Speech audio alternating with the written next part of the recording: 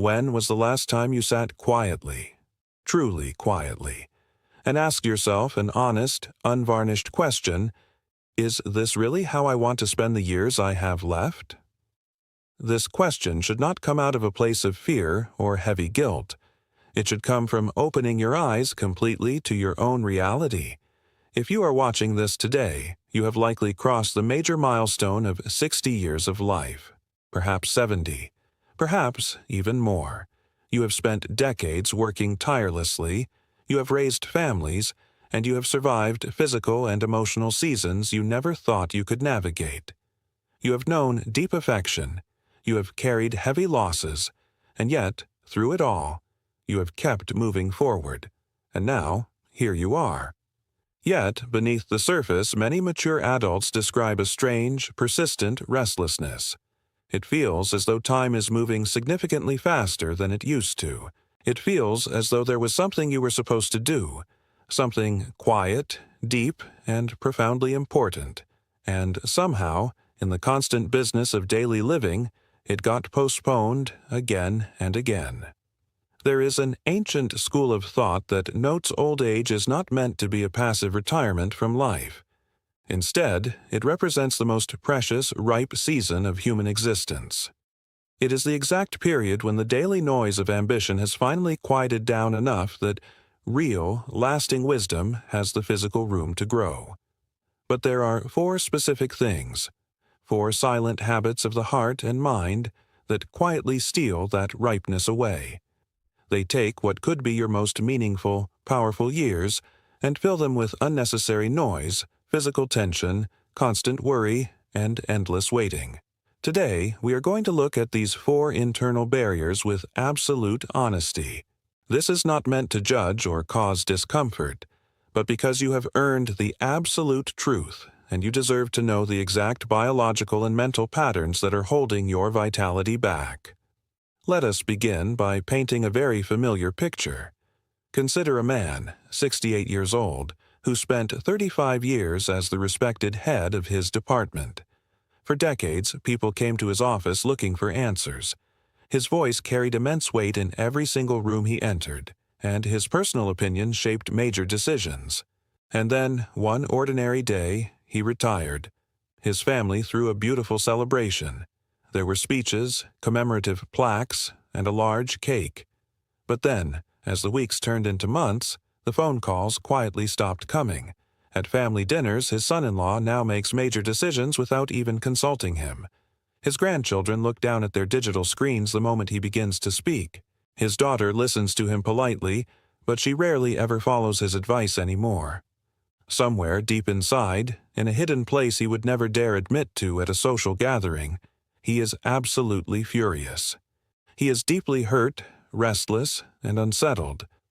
As a result, he finds himself starting petty arguments over things he doesn't truly care about, offering intense opinions that no one asked for, and staying awake until 3 o'clock in the morning, mentally rehearsing exactly what he should have said during the last holiday dinner.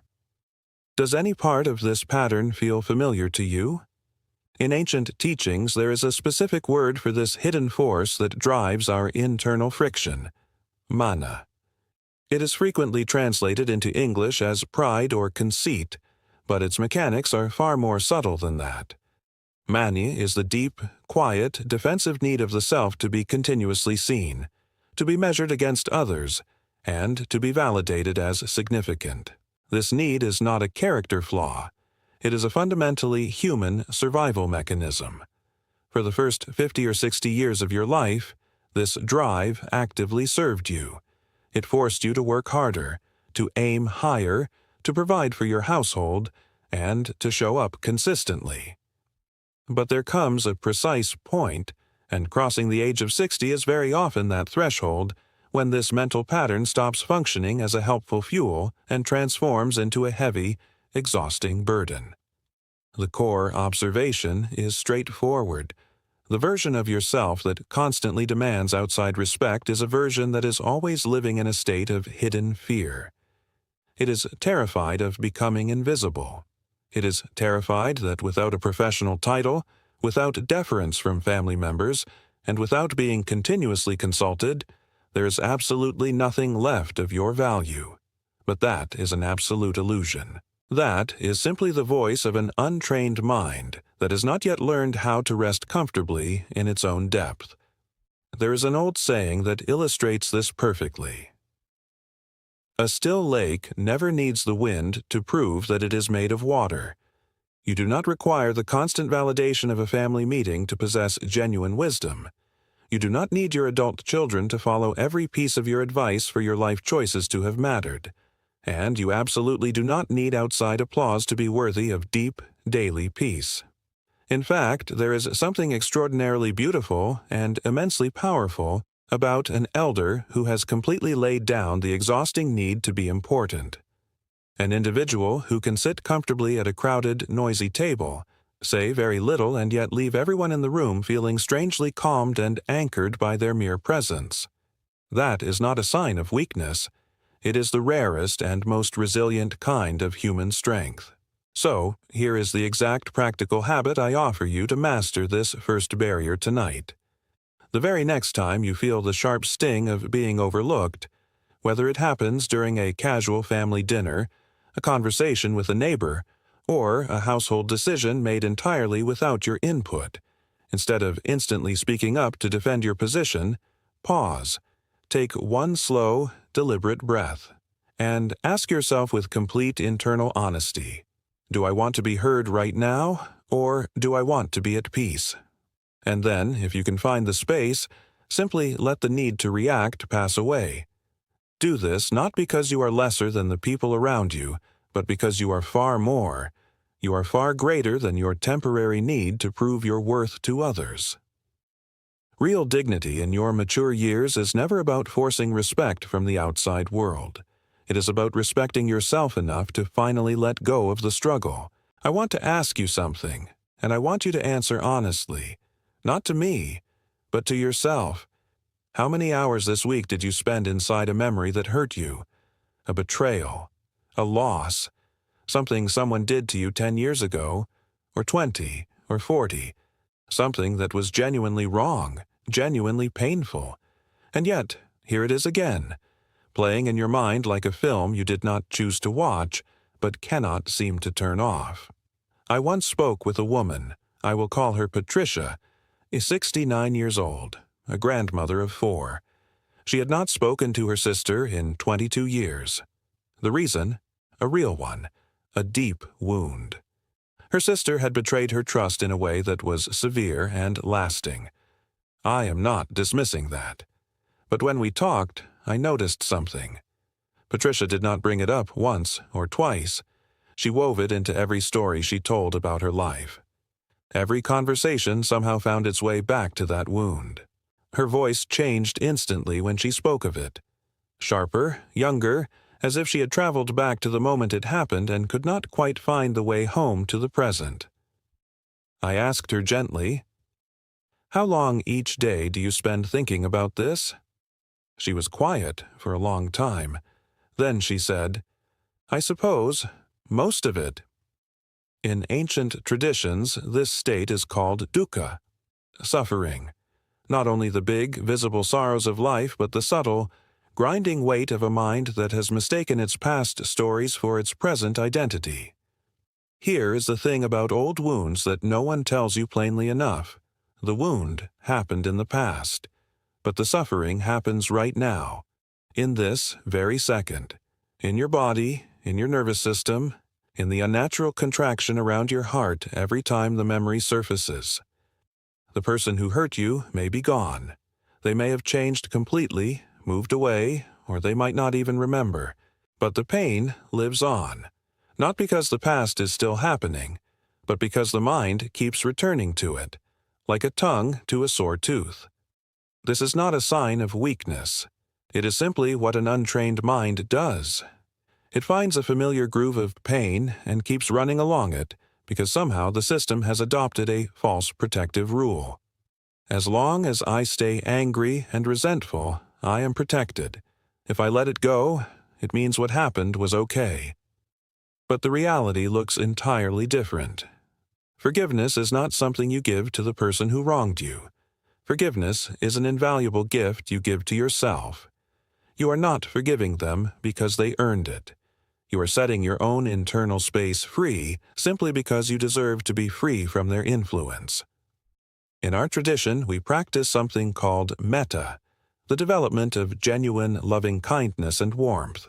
And one of the hardest, most profound stages of this practice is extending that inner warmth toward people who have caused you pain.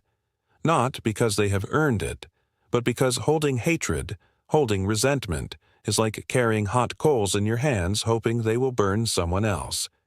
You are the only person being burned every single second those coals remain in your hands. So here is a simple practice I would like you to try. You do not have to do it perfectly today, but begin. The next time an old wound rises up, a memory, a resentment, a replay of a past conversation, before your mind follows it down that familiar groove, pause. Take 3 slow, deliberate breaths, and say to yourself, quietly but firmly, "That was then. I am here now." That is not denial. It is not pretending it didn't happen. It is simply your conscious choice, a step you take again and again, as many times as it takes, to come back to this moment, to this life, to the breath that is happening right now, which no one in the world can take from you. You cannot rewrite the past chapters of your book, but you can stop letting the past dictate the terms of your present. Let me ask you another question. When was the last time you slept a full, deep night without your mind running through something you cannot physically fix? The global news, the state of the economy, your adult children's life choices, your grandchildren's futures, or the changes occurring inside your own physical structure. Many mature adults live with a low, constant hum of anxiety that they have carried for so long they have completely stopped noticing it. It has simply become background noise, the accepted, normal feeling of being alive after 60. But I want to gently challenge that pattern. Ancient wisdom teaches us about a concept known as anicca, impermanence. Everything changes. Everything is in a state of constant, fluid flux. The seasons, the physical frame, nations, opinions, and the people we love. Not one single thing in this vast universe has ever stayed exactly the same for even 2 consecutive moments. And here's what impermanence means in your daily life. The world is going to keep changing whether you lose sleep over it or not. Your adult children are going to navigate their own paths and make their own choices whether you spend your evenings worrying or not. The political situation will unfold exactly the same way whether you consume every single piece of breaking news or whether you choose to turn off the digital screen and take a peaceful walk in the fresh air. Worry is not love. Worry is not protective action. And worry is certainly not wisdom. Worry is simply the untrained mind refusing to accept that it is not in absolute control of the universe. After 60, many of us have more reasons than ever to feel that loss of control, because the shift is completely real. The physical structure becomes less predictable.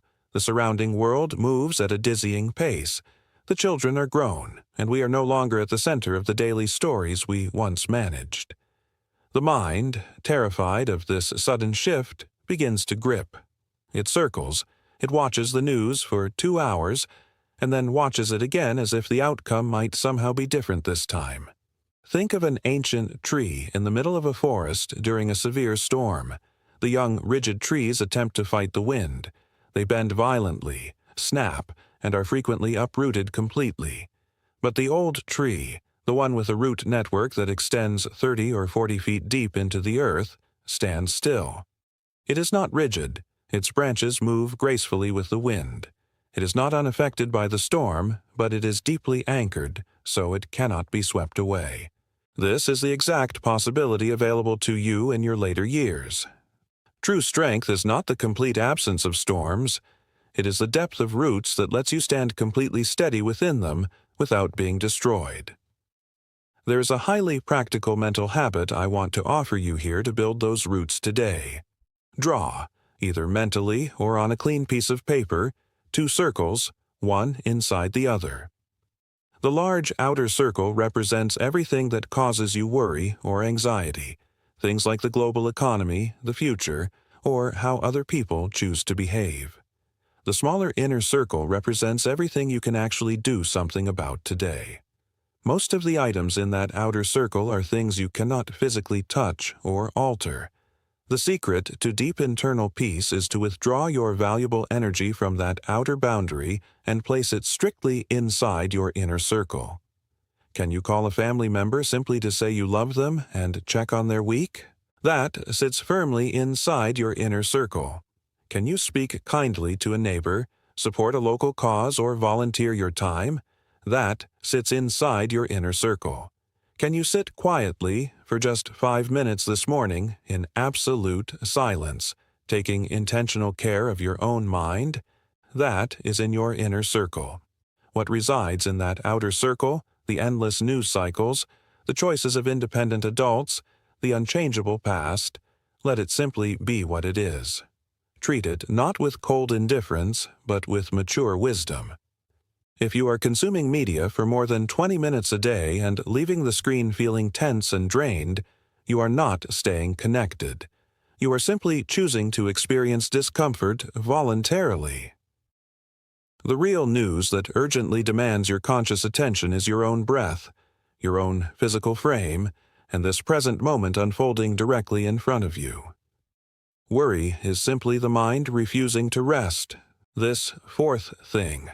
I want you to listen to this very carefully, because it is the most dangerous of them all. And it is dangerous precisely because it sounds so reasonable to the logical mind. It sounds like this. When things settle down, I'll start taking care of my mind. Once I get through this year, I'll make time for stillness. When the grandchildren are older, when I'm not so tired, when the house is in order, then I'll focus on my inner life. Or, and this one is very common among mature adults, I've made too many mistakes. I've waited too long. It's probably too late for someone like me. I once met a gentleman, I will call him Thomas, 72 years old, a retired engineer from Ohio. He was highly intelligent, deeply reflective, and genuinely curious about our community's discussions. We spoke for a very long time, and at the end of our conversation, he said something that was deeply moving. He looked down and said, "I always knew I'd need to slow down and go inward eventually. I just figured I'd wait until I was really old." He was 72. I looked at him gently and said, "My friend, what exactly are you waiting for?" This habit of continuously postponing your inner life is the ultimate trap. It is the refusal to claim a single breath of this precious, fleeting life while clarity and wakefulness are available to you right now. The ancient traditions emphasize one absolute truth. Do not wait for someday, and do not wait until conditions are perfect. Start now, with the gentle urgency of someone who fully understands that time is real, finite, and moving. I want to be very clear. I am not sharing this to cause worry or apprehension. I am sharing this to completely free you. Because the truth is, 60, 70, or 80 years old is not too late. It is, in many structural ways, the absolute perfect time. The fierce ambitions of youth have finally quieted down. The children are grown. The intense need to perform, compete, and constantly prove your worth to the world, you have already seen where all of that leads. The mind, if you let it, is more ready now than it has ever been. Many of the greatest individuals did not begin their inner journey until very late in life. I am not asking you to make dramatic, overnight updates. I am simply asking for 5 minutes. Tomorrow morning, before you check your phone, before you turn on the news, and before you even pour your morning coffee, sit somewhere quiet. Sit comfortably. Close your eyes, and do absolutely nothing except feel your breath moving in and out of your body. When your mind wanders, and it will, because that is simply what minds do, gently return your focus to the breath. No frustration, no harsh judgment. Just return. 5 minutes. That is exactly where your new life begins. Let us come back to where we started today. You have worked incredibly hard. You have raised families, built structures, survived hardships, and carried weights that would have broken many people. You have known great affection and carried heavy losses. And now, you are here. These 4 habits we explored today, chasing outside respect, replaying old emotional wounds, drowning in background worry, and waiting for a vague someday, they are not character flaws. They are simply old survival patterns your mind adopted to get through difficult times. They served a purpose once, but they do not serve your vitality now. The beautiful reality I want you to hold on to as you close this video is this. Letting go of these habits does not mean losing anything. It means gaining your life back. When you release the need to be important, you discover the absolute freedom of simply being.